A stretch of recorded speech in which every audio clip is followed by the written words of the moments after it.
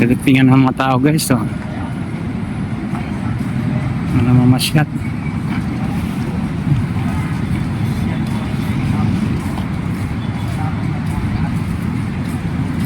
Meron siyang tourist guide. May tour guide guys, may tour guide.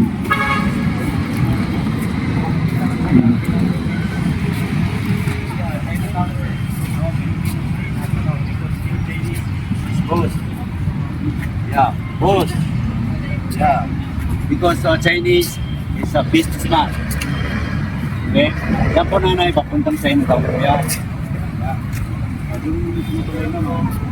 Destination ng China, marami. So, ang gumawa po niyan, wala pong Pilipino, lahat po sila Chinese. Okay lang sir, videoan kita ng konti. Sige, okay lang sir. Okay sir. Okay. So, Yeah. pwede tayo mag-picture dito, ma'am.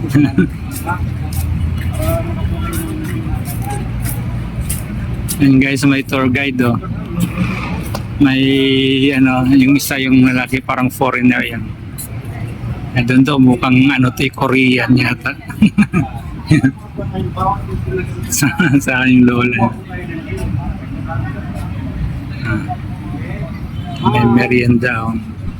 This is just a temporary food stall habang wala pa siguro mga pwesto guys. Na timing ko guys, so mayroong ano, nagano. Mayroong ano, may tourist guide. Yes guys, hindi katakatakang dagsay ng mga turista itong lugar na ito. Kasi talaga namang napakaganda siya guys. Lalo pag kayang dumidilim na, makita mo wow, parang puro ginto ang sa paligid mo kasi naninilaw. This is one place na po pwede mong ipagmalaki dahil akalain mo ba naman dating puro basura. Now, ito siya, napakagandang spot guys. I think Korean yung ano, Korean yata yung guy. Meron silang tourist guide yung si Kuya.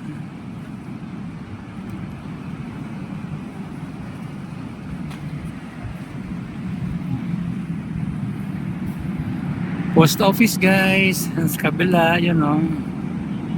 Post office building back sa likod to guys.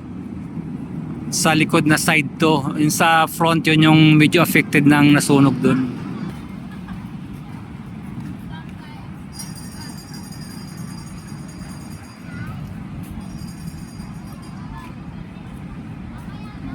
Yan yung Jones Bridge. Sa kabila Intramuros Binondo Bridge.